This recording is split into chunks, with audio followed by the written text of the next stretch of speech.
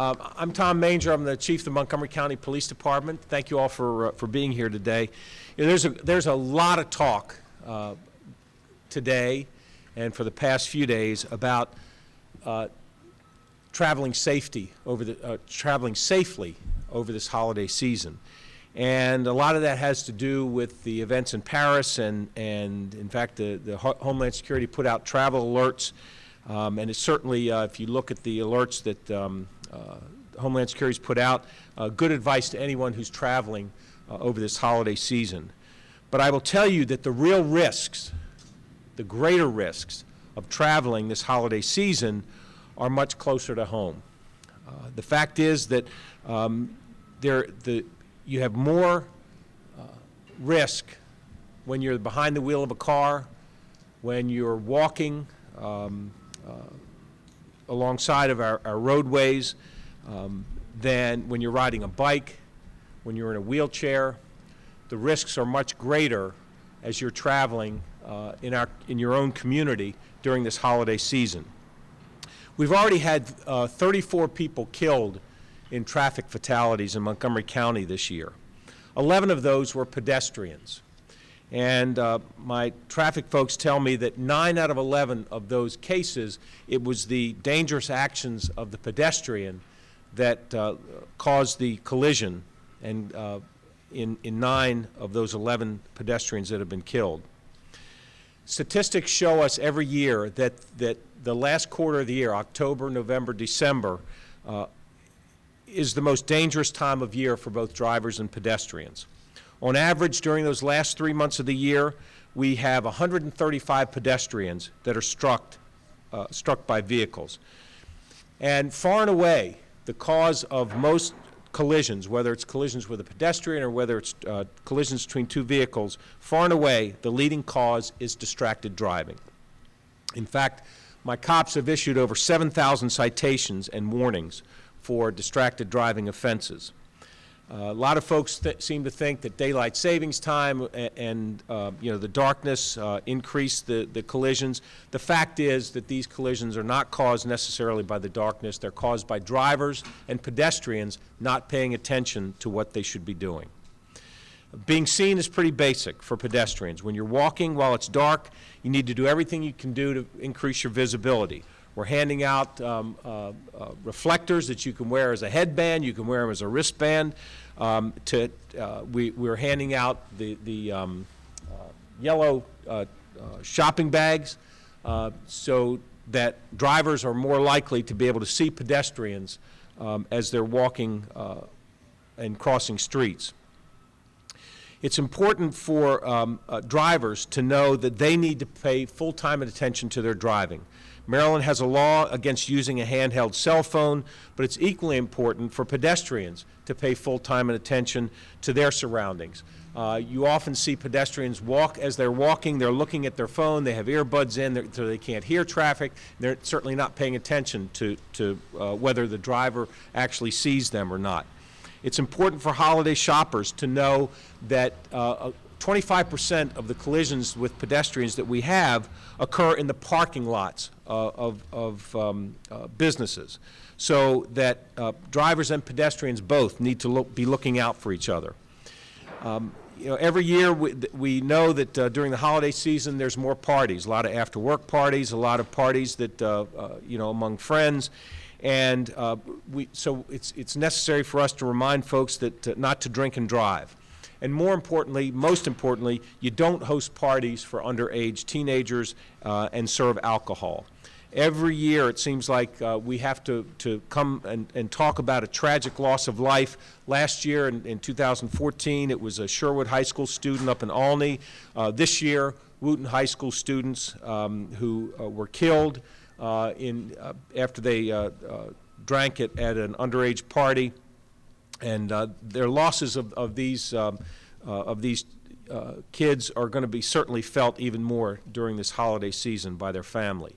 So today, Chief Scott Goldstein of the Fire Rescue Service and I are reminding holiday shoppers of our combined Shop with a Cop and a Firefighter campaign to provide extra security. We're going to hand out information about parking lot safety and the importance also of not parking in a handicap or disability parking space unless you are disabled. You'll be seeing police officers and firefighters in many of our county shopping centers and parking lots handing out bright yellow shopping bags to help shoppers be more visible. So while I wish everyone a safe and happy and peaceful holiday season, I think it's very important for you to hear from some other folks to emphasize that unless your holiday is safe, it's going to be tough to have a happy holiday season if you or a family member is involved in some kind of collision or other tragic circumstance during this holiday season. And so many of these tragic circumstances are preventable. So it's my pleasure to introduce the Chief of the Fire Rescue Service for Montgomery County, Chief Scott Goldstein.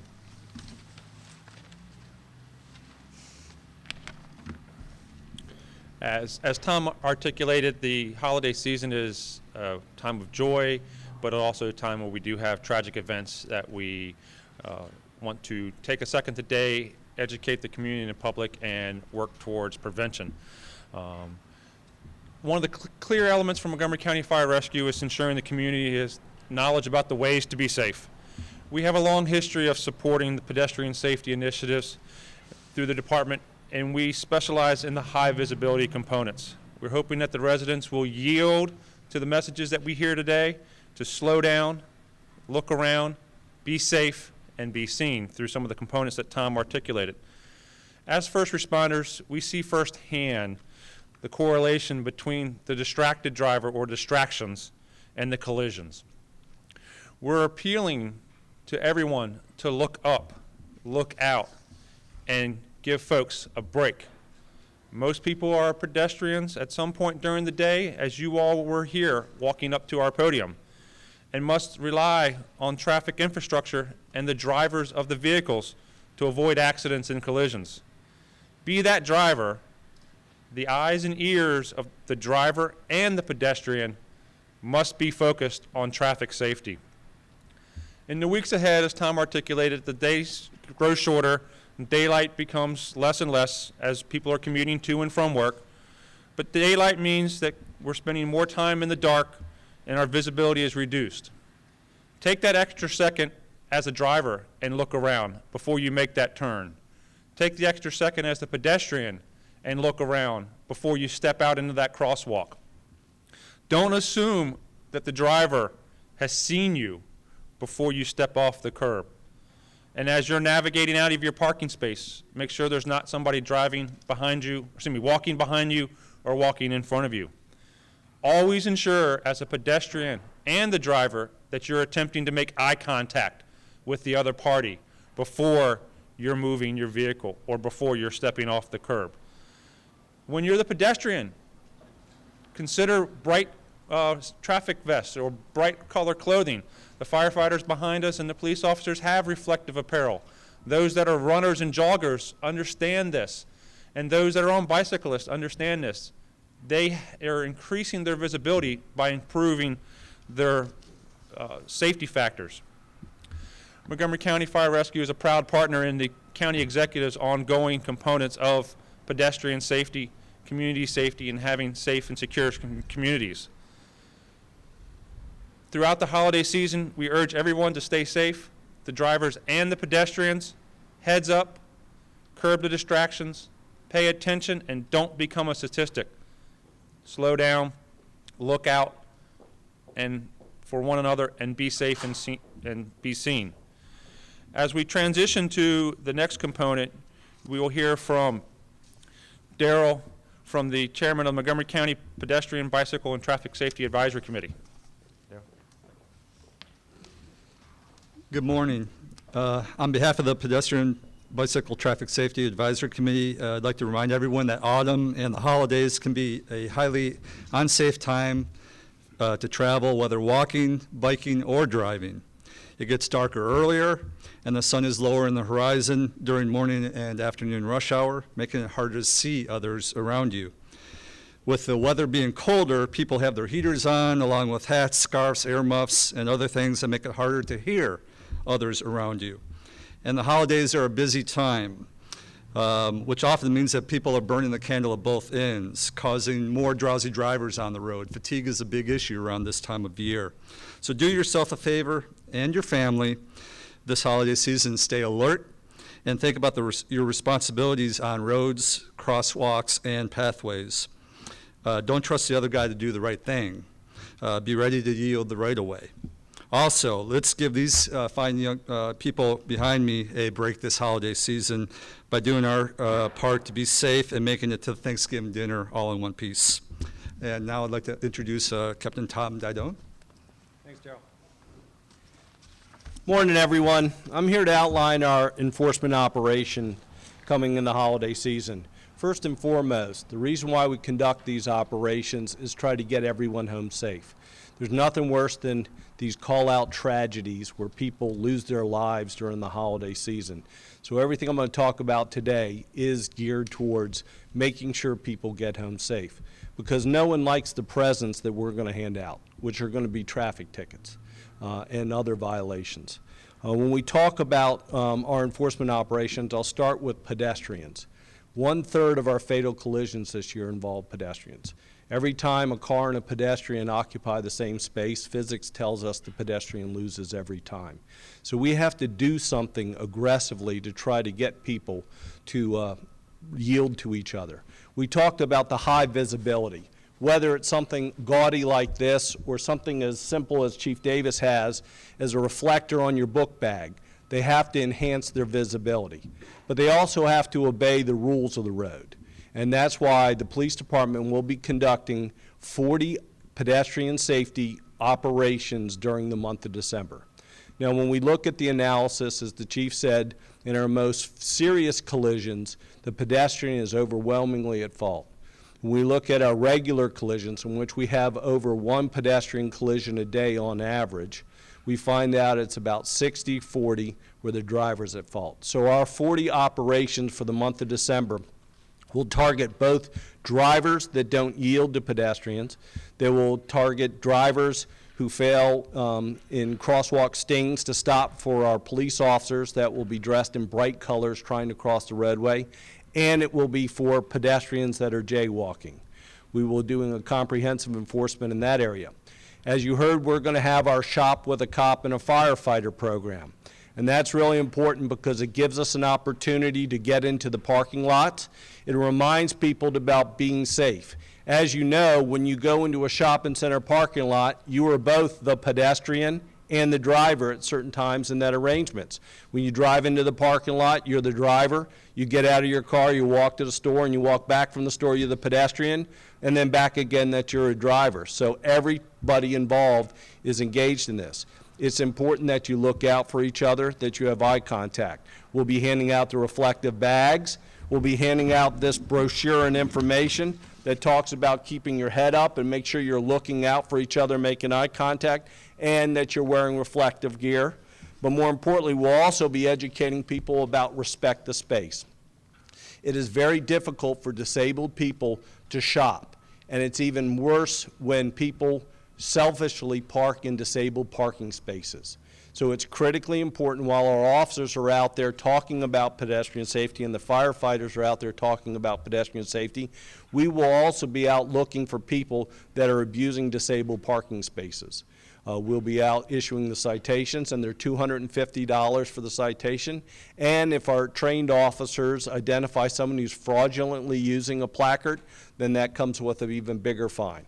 So we will be out aggressively looking to do that just to work and prevent any further pedestrian collisions during the holiday season.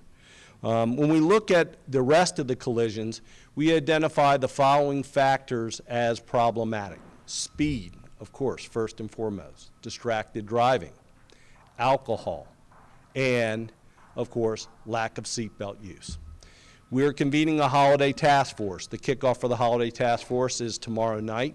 but in the holiday task force, we have 10 additional officers being assigned to our alcohol unit and representatives from allied agencies, to include Maryland State Police, who has a representative here behind us.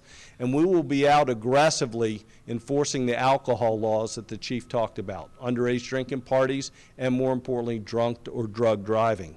But in addition to those, with the checkpoints and the channelization, we will have officers out aggressively looking for people talking on their cell phones while they're driving and not wearing their seatbelts. All these are critical factors to try to get people home safe. And a lot of times when I stop people, they ask me, why don't we give warnings? Because warnings don't work. Today, and when you all send the message out for us, that is the warning. We are going to be out in force. We are being very serious about it, and we're doing it because we want to get people home safe. And we hope that the collective efforts are successful, that our collision reconstruction unit doesn't get a call out for the rest of the year, and our numbers stay at 33 fatal collisions. Now, for you all, for your benefit, a lot of people always ask about, why does it take so long for us when we close a road and do an investigation? And of course, it's because it's like a homicide investigation. We do everything by the numbers. Today we have for you our collision reconstruction unit out behind you. They've brought their total station, and they'll be able to answer questions and explain more of how they do their job. And since hopefully they'll have plenty of free time, they won't need to do it for the next few weeks. But they'll show you how the total station works and how they do their operations, answer the questions. I also have representatives from our Pedestrian Safety Committee, Mr. Jeff Dunkel, and our enforcement operations, with Jeremy Smalley and myself. Will talk about our pedestrian safety details and operations to answer any of the questions that you all have after the briefing. So if you have any questions for the chiefs or I, please feel free to ask them now. We'll stick around for a couple of minutes if you want to do individual interviews as well.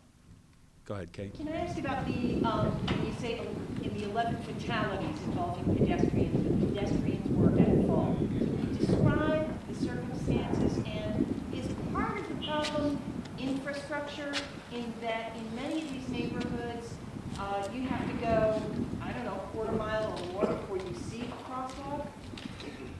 Well, I think the infrastructure challenge for pedestrian safety is well known. We're a suburban community, and we're trying to retrofit. We can't put crosswalks on every intersection. Most of the pedestrian at-fault collisions are, of course, on our major arterials, and simply stated, they're crossing mid-block. A couple of them, they didn't wait for the pedestrian signal, so that was the other factor, and alcohol seems to be a factor in some of those collisions as well. It comes down to they made a bad decision, they crossed where drivers weren't expecting them, and even though we want drivers to expect the unexpected, they couldn't prevent this tragedy. Every one of our fatal collisions, we work closely with either the state DOT or the county DOT to look at engineering aspects that can be changed, and we will continue to do that.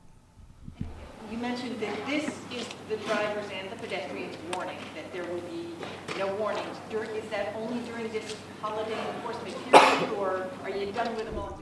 We try to minimize the warnings. Of course, there's always times when warnings is the most appropriate enforcement action, but for the most part, we try to go with zero tolerance, especially in the holidays, since the stakes are so high.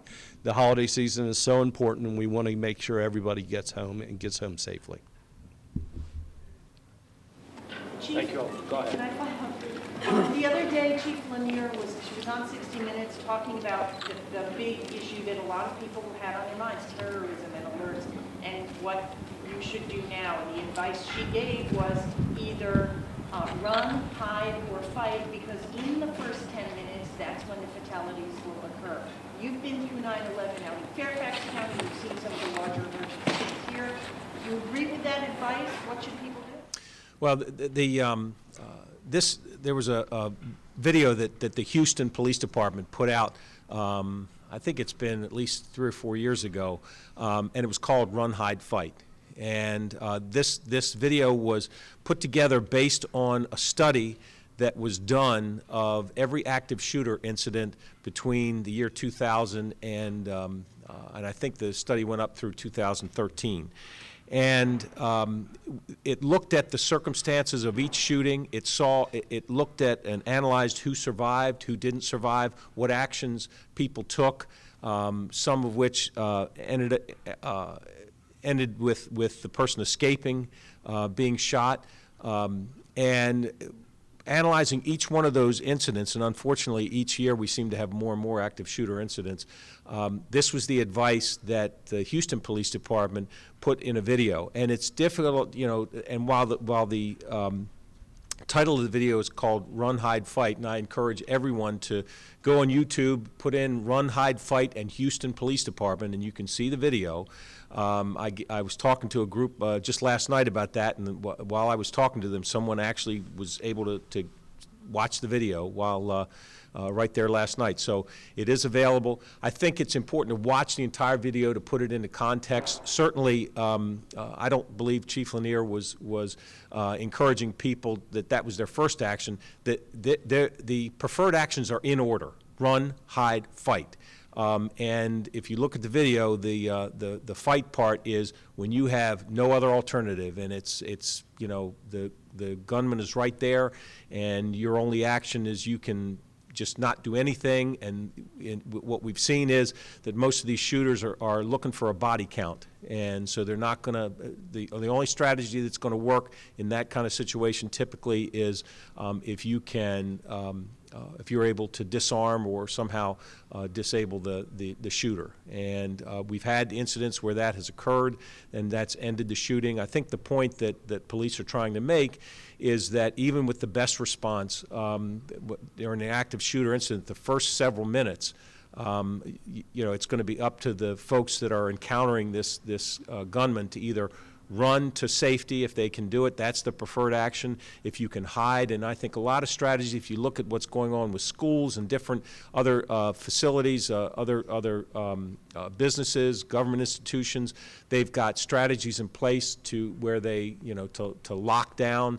You notice that you know, doors that have windows in them that you could see into the room, you know, now have shades on the windows so they can be pulled down so that people can't see who's in there. So, you know, the strategy to hide and shelter in place is a good one if you can actually secure yourself in a way. But again, you know, fighting is the last resort, but sometimes that's the only option left. Thank you all very much.